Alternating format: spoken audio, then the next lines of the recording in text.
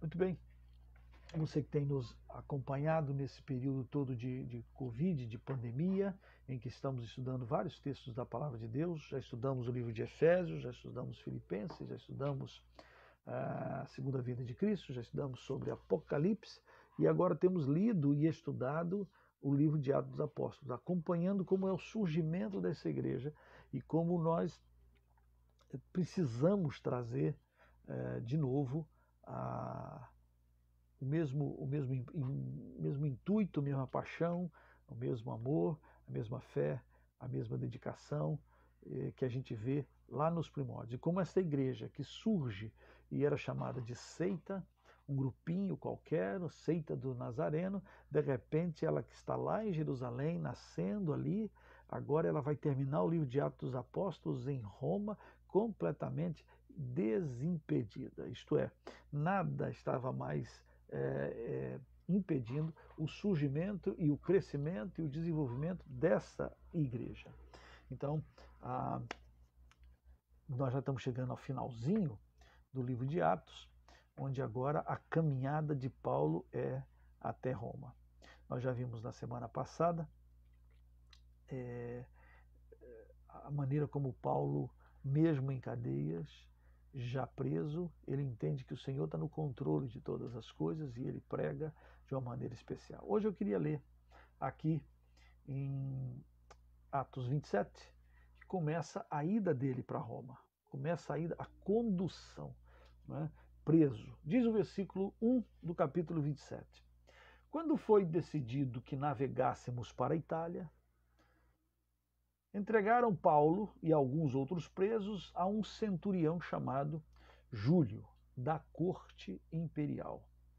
Embarcando no navio Adramantino, que estava de partida para costear a Ásia, fizemo-nos ao mar, indo conosco Aristarco, macedônio de Tessalônica. E no dia seguinte, chegamos a Sidom e Júlio, tratando Paulo com humanidade, e permitiu-lhe ir ver os amigos e obter assistência. Partindo dali, navegamos sobre a proteção de Chipre, a ilha de Chipre, por serem contrários os ventos. E tendo atravessado o mar ao longo da Cilícia e Panfilha, chegamos a Mirra, na Lícia, achando ali o centurião um navio de Alexandria que estava de partida para a Itália. Nele nos fez embarcar, navegando vagarosamente muitos dias e tendo chegado com dificuldade de fronte de Cnido, não nos sendo permitido prosseguir por causa do vento contrário. Navegamos sob a proteção de Creta, na altura de Salmona. Costeando-a penosamente, chegamos a um lugar chamado Bons Portos, perto do qual estava a cidade de Lazéia. É interessante as expressões que Lucas usa aqui. Nessa caminhada para Roma, nessa necessidade que Paulo tinha que ir a Roma, lembra que Jesus apareceu para ele lá em Jerusalém quando ele estava preso e disse: assim como você deu testemunho de mim aqui em Jerusalém, importa que você o faça em Roma. E aí, tá bom, Paulo, então, estou aqui. Quando é que eu vou? Vou amanhã? Semana que vem? Não, passaram-se mais de 2 anos para iniciar a viagem para o destino final. Eu acho que aí, quando chega lá na expectativa daquilo que o Senhor traçou para Paulo, é que ele vai poder dizer: eu vou completar a carreira, vou completar a carreira. Até então, eu estou na carreira. Então, no caminho para Roma, Lucas vai colocar alguns dados aqui muito interessantes. E diz assim, olha só, vai marcando aí. No versículo como é que fala? No versículo de número 4, partindo dali, navegamos sob a proteção de Chipre, quer dizer, Chipre é uma ilha.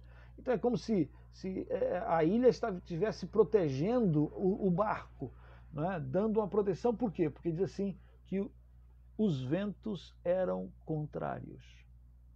Essa é uma expressão interessante.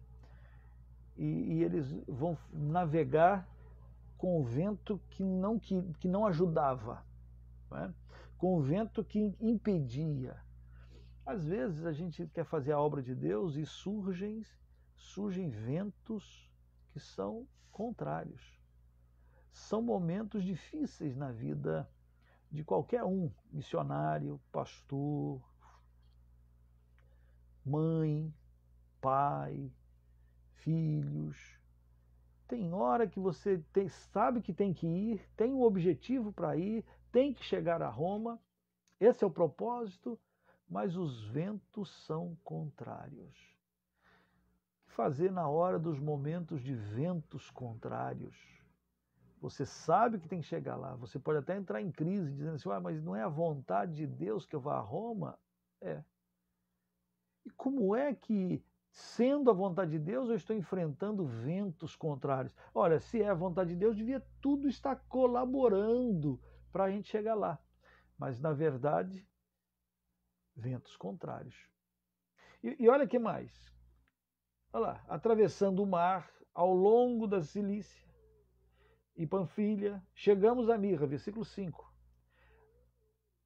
Olha lá, versículo de número 7. Navegando vagarosamente muitos dias e tendo chegado com dificuldade a Cnido, não nos sendo permitido prosseguir por causa do vento contrário. Nesses tempos de dificuldades para o Evangelho, tempos de dificuldades pessoais, dificuldades que se levantam contra o caminhar e o processo e o projeto que Deus tem para cada um de nós. Tem tempos de ventos contrários. O que fazemos quando temos tempos contrários? Lucas vai dizer que com dificuldade, ladeando, costeando pacientemente. Parece que quando você enfrenta ventos contrários, momentos difíceis, parece que o que exige de nós é paciência, perseverança, aguentar, não perder o rumo, nem perder o foco. Nós temos que ir até Roma. Interessante que eles vão para um lugar, depois eles mudam de navio e os ventos são contrários. No versículo 8 diz assim, costeando-a penosamente, chegamos a um lugar chamado Bons Portos. Bons Portos. Opa, nós estamos aqui lutando, ventos contrários, mas agora nós chegamos num lugar legal. Bons Portos, um lugar que produzem acomodação. Ficamos em Bons Portos. Depois de muito tempo, versículo 9, tendo se tornado a navegação perigosa e já passado também o dia do jejum, admoestava-os Paulo, dizendo, senhores, vejo que a viagem vai ser muito trabalhosa, com dano e muito prejuízo, não só da carga e do navio, mas também da nossa vida.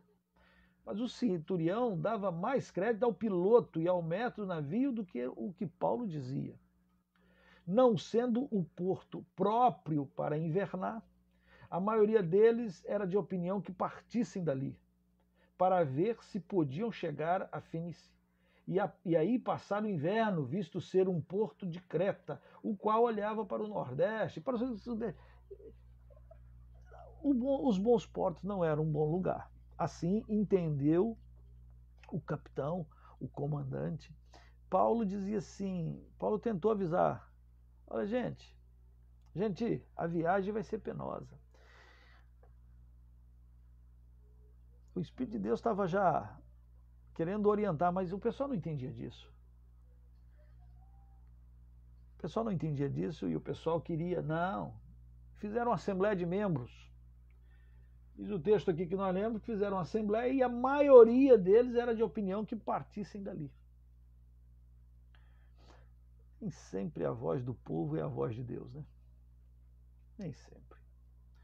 A voz do povo só é a voz de Deus quando a voz do povo entende a voz de Deus e diz, sim, Senhor, concordamos concordamos. Estamos contigo, Pai.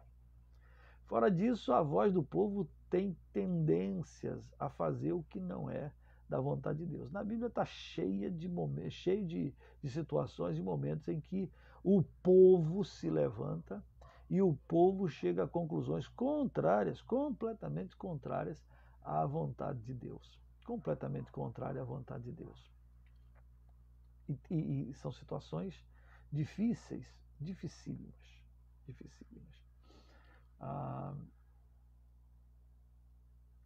Tem muitas dessas histórias que acontecem que a gente fica impactado.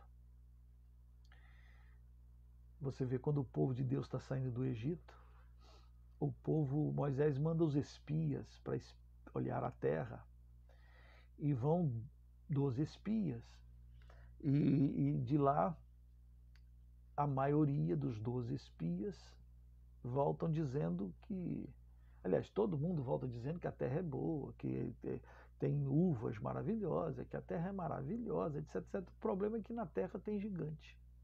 A terra tem gigante, o que significa? Significa que nós vamos ter que brigar com gigantes. Quem somos nós para brigar com gigantes? E aí, 10-2, a maioria esmagadora, votou em não entrar, em ficar. Só dois, Josué e Caleb, é que diz, não, gente, vamos entrar, Deus é por nós, vamos entrar, vamos, porque Deus vai dar. Mas o pessoal inflamou o povo, e o povo, congregacionalmente, o povo disse, não vamos entrar não, já se viu, tem gigantes, tem dificuldades, tem ventos contrários, tem problema, não vamos não. E ganharam. Só que aí Deus resolve dar uma bronca federal, e por causa da bronca e do castigo de Deus, o povo, não, então vamos. Aí Deus diz, agora vocês vão não. Agora vocês não vão não, vocês vão ficar 40 anos, aqui no deserto. E tentaram ir, e aí Deus é contra. Toda vez que as pessoas, de uma maneira, caminhem simplesmente com a maioria e não com a vontade de Deus, dão com os burros na água. Paulo está avisando, olha, gente, melhor não ir. Mas aqui o porto é bom, mas não é bom para passar o inverno. Olha aqui, Paulo, você sabe muito aí desse Deus aí, você sabe muito de outra coisa, mas você é um judeu, mas você não entende nada de navio, você não entende nada de barco. Você não entende nada. E às vezes basta entender da vontade de Deus, não é? O que eles não entendiam e que Paulo entendia. Mas a maioria, e Paulo está ali preso. Resultado, entrou. Versículo 13. Soprando brandamente o vento sul, e pensando eles ter alcançado o que desejavam, levantaram a âncora e foram costeando mais perto da ilha de Creta. Olha que interessante. Eles começaram com ventos contrários, mas eles estavam indo para Roma. E ventos contrários, aí até que chegaram ali em bons portos. E agora eles têm vento maravilhoso, um vento brando, um vento legal. E eles estão pensando, puxa, é o momento, é isso. Todas as coisas estão contribuindo para eles navegarem. Então eles partiram. Paulo havia dito, Paulo havia avisado, Paulo havia dito, olha, esse caminho vai ser penoso. O profeta tem esse negócio, aquele que tem intimidade com Deus. Então eles pensando que agora o vento era um vento sul, um vento brando, um momento maravilhoso, todas as portas estão abertas. Às vezes você pensa, as portas se abriram, é para a gente fazer, e às vezes as portas abertas, o vento brando, não significa que Deus está nisso. Qual é a vontade de Deus na sua vida? Qual é a vontade de Deus? Qual é o momento de Deus para a sua vida e para a minha vida? Pode ser, preste bem atenção, que você, obedecendo à vontade de Deus, você esteja enfrentando ventos contrários. E não é porque existam ventos contrários que esta não é a vontade de Deus.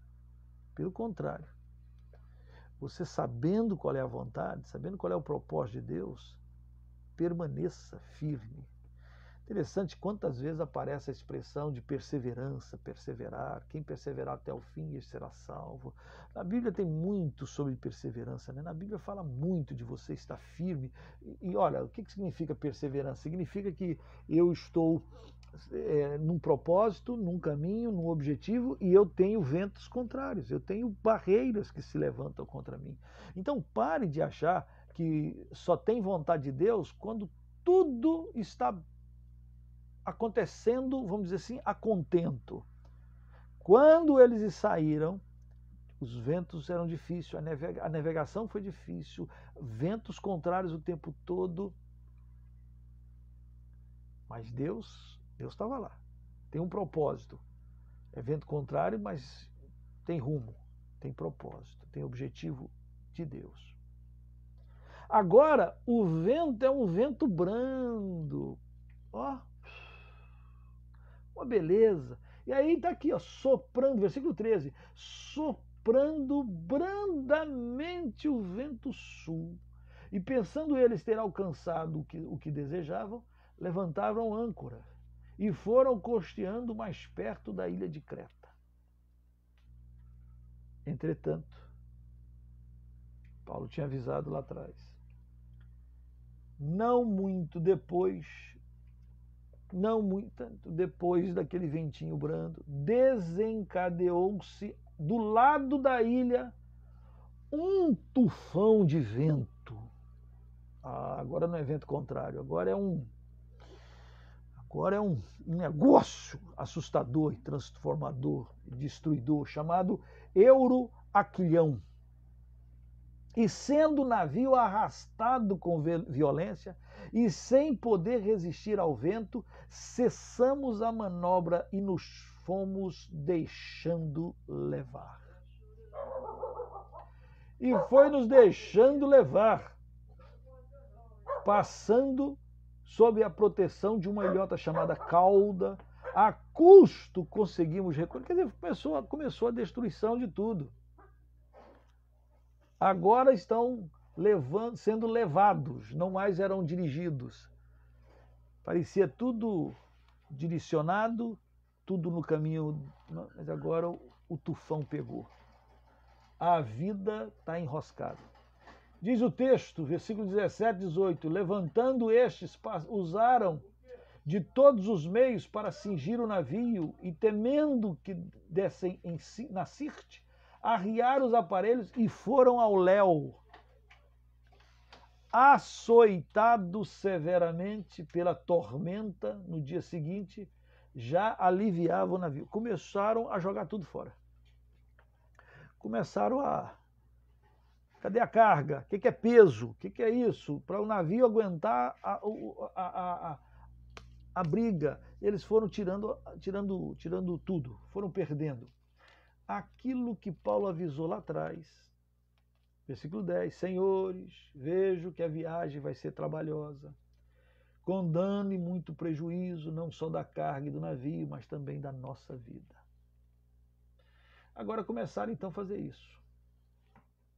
Ao terceiro dia, versículo 19, nós mesmos com as próprias mãos lançamos ao mar a armação do navio, começou a depenar o navio. E não aparecendo havia já alguns dias nem sol nem estrela, caindo sobre nós grande tempestade, dissipou-se afinal toda esperança de salvamento.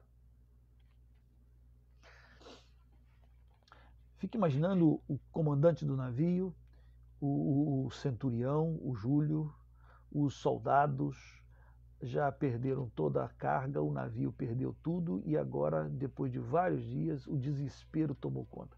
Interessante é que só aqui é que Paulo vai falar, porque Paulo falou na primeira vez e o pessoal não deu crédito. O pessoal não deu moral para Paulo, o pessoal desprezou a palavra do apóstolo. agora estão completamente sem rumo, prejudicados, perdidos, sem esperança de salvação. Em outras palavras, vamos morrer.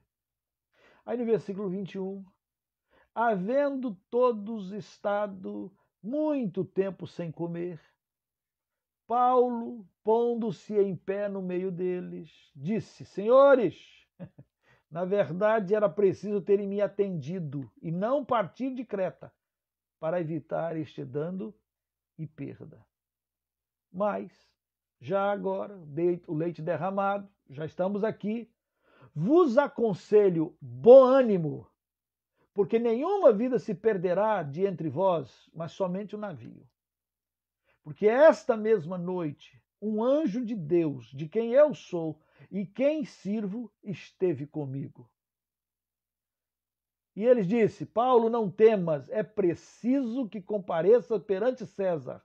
E eis que Deus, por sua graça, te deu todos quantos navegam contigo. Portanto, senhores, tende bom ânimo, pois eu confio em Deus, que sucederá de modo porque me foi dito.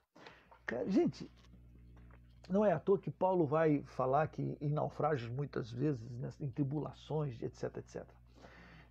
Olha que coisa, às vezes você é homem de Deus, está no meio de um grupo que não te ouvem, que não te dão oportunidade, que quando falam zombam. Ok, mas você é homem de Deus, você é mulher de Deus, você é servo do Altíssimo.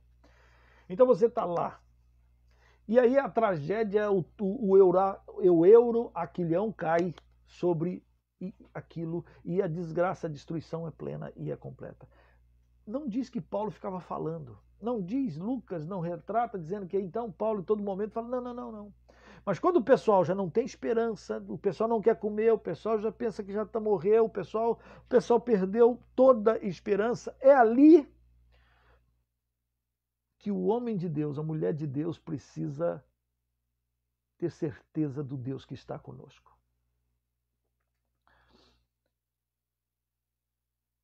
Paulo não foi ouvido, não era ouvido, mas Paulo foi visitado.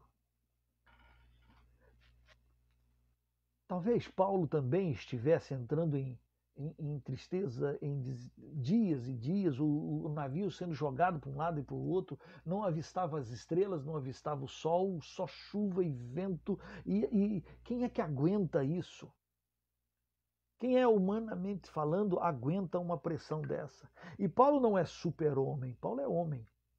Então, todo mundo, todas as coisas, e ele está ali. E eu fico imaginando ele pensando, eu sabia que não devia ter vindo, eu sabia, e ele não tinha escolha, mas ele avisei, mas e agora? E ao mesmo tempo, o pessoal vai jogando tudo para fora, ele está lá, o barco está lá, ele vai afundar junto.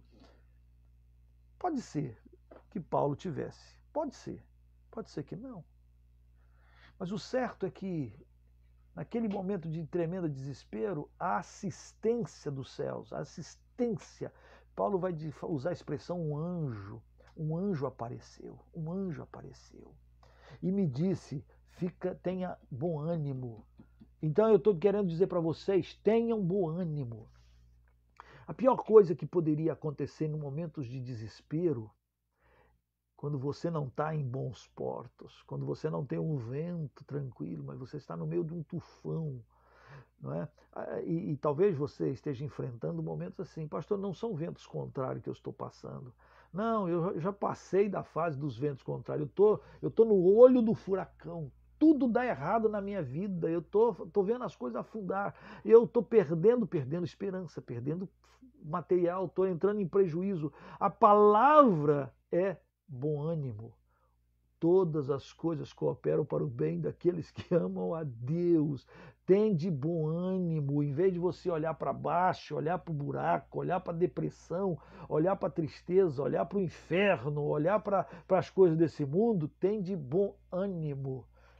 Paulo vai escrever, né? Levantai os vossos olhos olhai, buscai as coisas lá do alto, onde Deus está assentado, onde Cristo está assentado. Buscai, pensai nas coisas lá do alto e não nas que são aqui da terra, porque morreste e a vossa vida está oculta em Deus. Ele que nos transforma, ressuscita, sustenta, é Ele que guarda. Então, quando você está no olho do furacão, A palavra aqui de Paulo é bom ânimo. A palavra de Deus é, opa, levanta a cabeça e diz assim, eu sei que há um Deus nos céus e eu sei que meu Redentor vive, eu sei que ele se levantará, eu sei, eu tô lá. E ó, respira, porque o dia vem e o dia vai.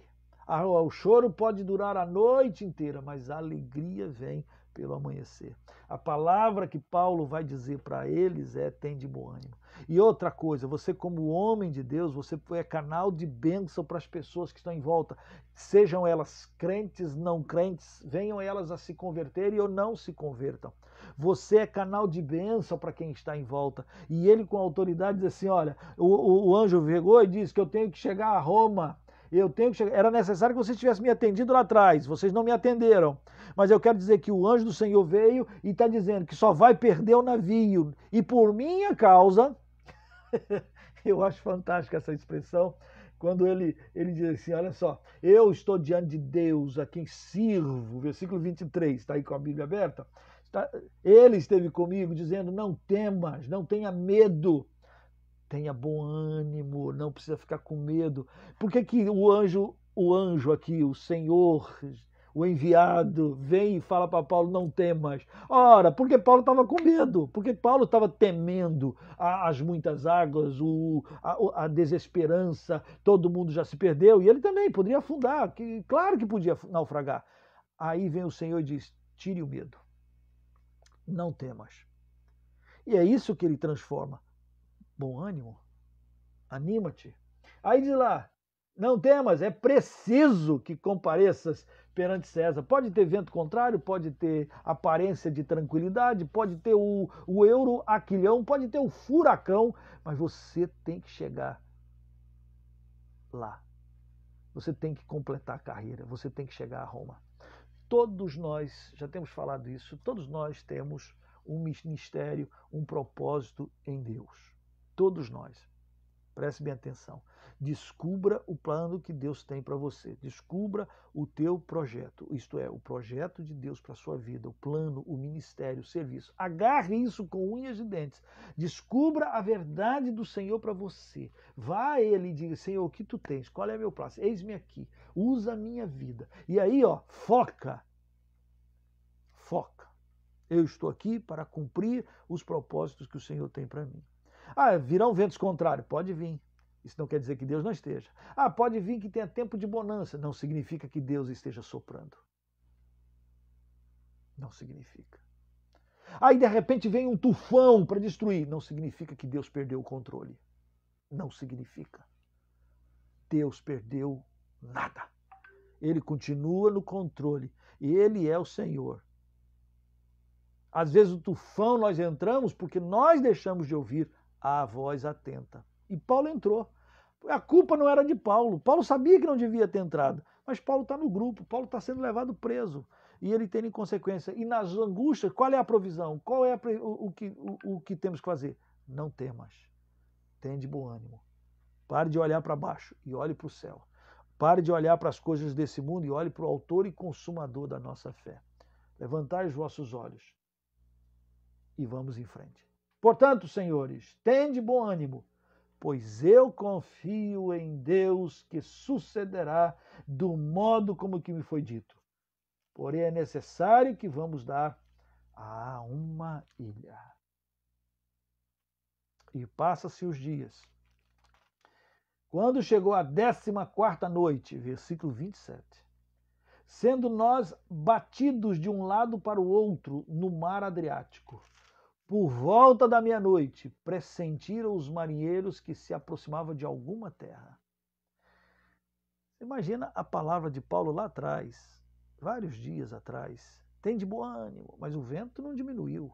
O furacão está balançando. E você tem que manter o ânimo, manter a fé, manter.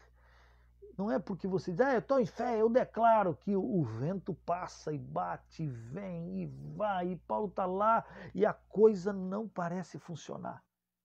Que exercício de fé tremendo é esse?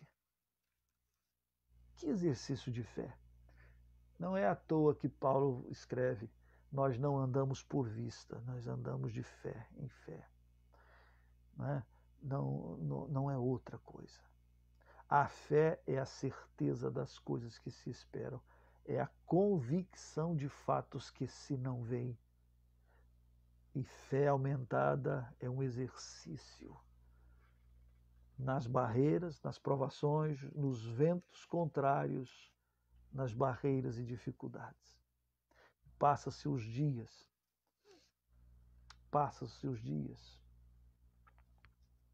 a angústia, o medo. No versículo 31, eles começaram a ver que está chegando mais próximo, está ficando mais raso.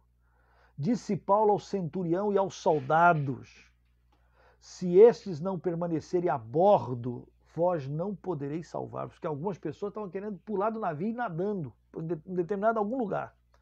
E Paulo diz: todo mundo tem que ficar no barco. Se não ficar no barco, quem não ficar no barco não pode ser salvo. Interessante, né?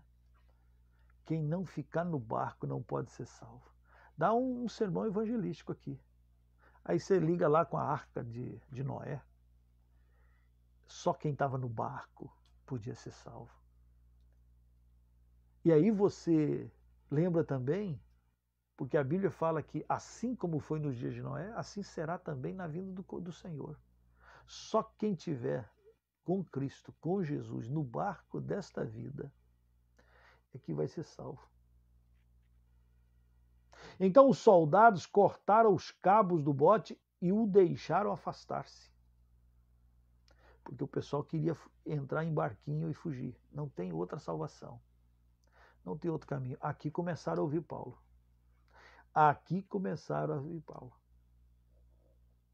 E Paulo dizia: tem de bom ânimo, alimentem-se, comam o que puderem, não deixa a fraqueza física. A minha mãe, está aqui atrás, ela vivia falando quando eu era menor: saco vazio não para em pé.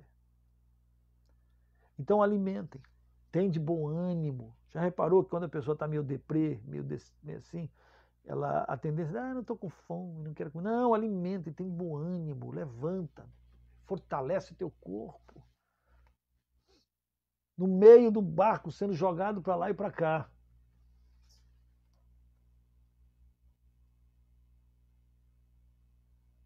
Então eu queria comentar com você e fechar nessa noite, porque talvez você esteja enfrentando situações como essa, em que Paulo entra no barco, sabe que tem que ir para Roma, mas os ventos são contrários. Acha um lugar legal chamado Bons Portos, mas não é o lugar que Deus tem. Porém, não era a hora certa de pegar navio, mas o pessoal pega porque viu uns ventos calmos, está tudo bem, agora vamos. Às vezes está tudo bem, não significa que são a paz e o vento tranquilo de Deus. Então, qual é a vontade de Deus? Descubra qual é a vontade de Deus. Pense na vontade de Deus. E se por acaso você está enfrentando o olho do furacão, tem de bom ânimo, não temas, alimente-se, viva, sobreviva, olhe para o autor e consumador da nossa fé, persevere, permaneça, descanse no Senhor, porque Ele não perde o controle. Não é porque os ventos contrários que Deus não queira. Não é porque tem vento soprando a favor que Deus queira. E não é porque você está no olho do furacão que Deus perdeu o controle. Não, Deus está no controle. Está no controle do seu coração, da sua vida. Anima-te, olha para o Senhor e coloca a sua vida, a sua casa, o seu coração nas mãos dele, dizendo: Senhor, eu sou teu, como Paulo. Descanso na tua verdade, na tua palavra. Que Deus te abençoe, que Deus te fortaleça, que Deus encha o seu coração da verdade, das promessas e da fé em Cristo Jesus, nosso Senhor e Salvador, o mensageiro de Deus. Que a paz do Senhor te alcance. Assim, ore por nós e nós oramos por você. Vamos orar? Pai, eu quero rogar pelos nossos irmãos que estão passando momentos de, talvez assim, como Paulo. É vento de tudo quanto é jeito. angústia, lutas e problemas. Eu peço que o Senhor os visite. Revele que o Senhor está no controle e mostre mais uma vez a tua boa e perfeita e agradável vontade. Nós queremos te rogar as bênçãos do Senhor sobre nós, sobre o nosso povo, sobre o nosso coração, sobre as nossas famílias, para a honra e glória do teu santo nome. Em o nome de Jesus. Amém. Amém. Beijo do coração. Hoje ficamos por aqui.